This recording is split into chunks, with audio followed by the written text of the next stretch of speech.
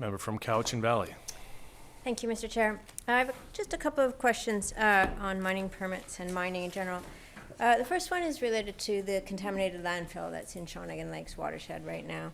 So in 2008, the Ministry of Mines issued a permit to Cobble Hill Holdings, Shawnigan SIA, and that permit allowed them to stockpile soil on Lot 21, which is the adjacent lot on the property owned by this company, to Lot 23, which is where the contaminated landfill currently sits.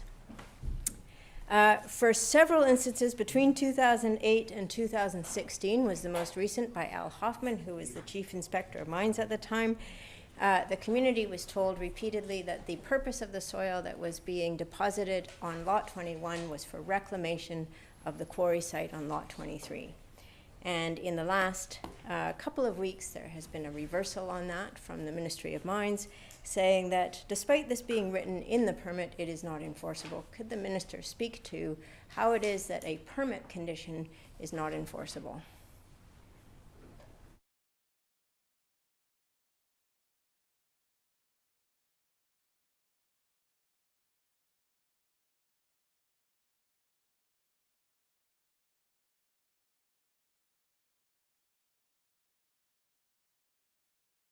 Minister.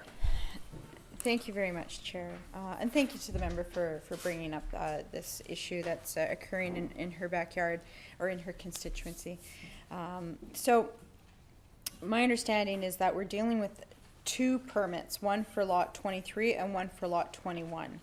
So the permit for Lot 21 was that there could be stockpiling only for that site. And not to be used on any other site such as Lot 23.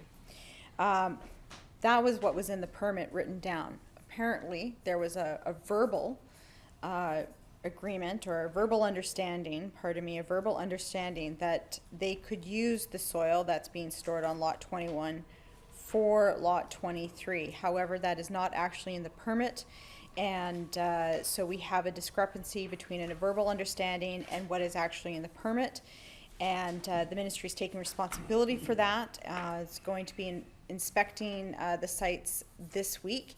And I'm happy to make sure that the member is fully informed of the results of that inspection and is kept in the loop with everything going on as we proceed. Member. Thank you, Mr. Chair, and thanks to the Minister.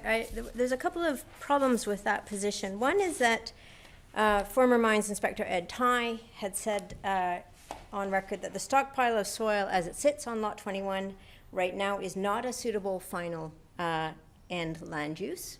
So you've got a problem with Lot 21 in that there is 100,000 tons of soil that your own Mines Inspector has said wasn't a suitable final end land use. In terms of verbal, we've got a July 2015 Ministry of Mines info sheet. This isn't verbal, this is on your info sheet. It's still available. I can get a copy to the minister. In fact, I already have, but I can get another copy to her. Quote, the purpose of the imported soil on Lot 21 is to backfill the quarry under the Mines Act permit Q8094, which is for Lot 23. Finally, Al Hoffman in a letter, so this is not verbal, this is a letter, said, quote, the intent of the soil currently on site is for reclamation purposes of the adjacent Lot 23. Here's the problem that Shawnigan community has right now. It is in the third or fourth iteration of the landfill closure plan that is presented to the Ministry of Mines that suddenly a revenue generating plan was introduced into the closure plan. And that revenue generating plan is to bring 70,000 tons of new soil into our watershed and deposit it there on top of the 100,000 tons of contaminated soil that's currently sitting in our watershed. And so now the Ministry of Mines is conveniently finding out that, oh, what we said and what we put on record and what we have told this community for nearly a decade is that the soil on Lot 21 is absolutely destined for Lot 23. Now that this new closure plan, which comes in, which needs to import 70,000 tons in order to generate revenue, has come to light, suddenly the soil on Lot 21 no longer needs to leave. And I have a problem with that on so many levels, but the biggest one is trust in government. So when a government says something, when it's in writing, when it's in a memo, when a community is told the same thing for 10 years, is the message to the rest of BC right now, don't believe it, because this is how the Shawnigan community feels right now. And I'd like the Minister, through you, Mr. Chair, for the Minister to answer, how does this impact, in her view, how does this impact trust in government?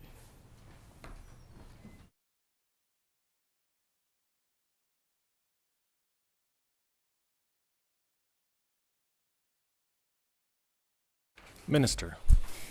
Thank you very much, Chair. And so whether it was verbal, strictly, an agreement orally spoken, or in the sense of letters being written, it was the key issue is that it was not in the permit, is that the ministry staff made a mistake.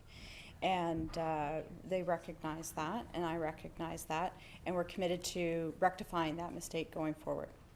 And so I just want to be clear that the ministry has not said that it's okay to keep that soil there indefinitely. Rather, the ministry is looking to rectify it, and what they're going to do is, starting this week, they're going to be inspecting the site, and as I said, we'll happily keep the member informed to make sure that she can keep her constituents informed. I know that this is a very important issue to her and her constituents, and I very much want to make sure that they are kept in the loop with information as fast as we possibly can going forward. Member. Mr. Chair, and I appreciate that response from the Minister. I'd highly recommend some core drilling to get samples of the soil that's been stockpiled on Lot 21. There might be some interesting things to discover if you go down deep enough. It is hundreds of feet deep. So, on a different topic, Talsequah Mine. We know that Ministry of Energy, Mines, Petroleum Resources is taking steps towards the cleanup of Talsequah, and we want to keep the communication cordial and open on this file. The key thing we want to know is, what do they see as an overall goal for the site?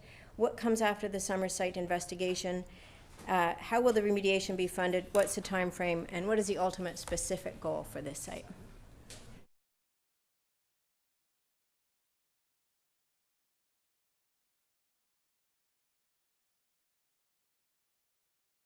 Minister. Thank you. So our overall goal is to have the site remediated. In terms of timelines, it's hard to pin down exact timelines because they are dependent on the bankruptcy process associated, but with the Talsequah Chief Mine. But I do want to list off the things that we've already started doing, because we're not waiting for that process to come to an end. We want to get started on that right away. So in November 2018, the ministry issued a request for proposals for the development of a remediation and reclamation plan for the Talsequah Mine. A contractor has been selected in collaboration with the Taku River First Nations to undertake this work. The Chief Inspector of Mines issued a final notice of the Ministry's intention to enforce the Mines Act, including taking any actions necessary to fully remediate. The remediation and reclamation plan will support any future steps taken and ensure that necessary remediation is implemented at the mine. And the Ministry continues to monitor the bankruptcy court proceedings in Ontario with the objective of bringing a resolution to the ownership, responsibility, and liability for the mine property. Member. Thank you. Thanks for that answer to the Minister. Final question I have is on the First Nations Mining Council, the Mineral Tenure Act. So the Act is 150 years old and it needs updating, particularly in the light of UNDRIP. I understand the Ministry is starting to look at changing this legislation, and we have heard in our caucus from First Nation groups that the process so far has been perhaps not overly collaborative. So my question for the Minister is, does the Minister and the Ministry intend to engage First Nations on the changes to the Mineral Tenure Act through the use of a joint working group like what was done under the changes to the Environmental Management Act?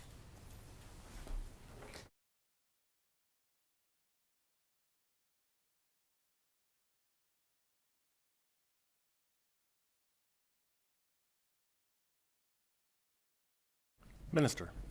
Thank you very much. So we're in very, very, very early days on this process.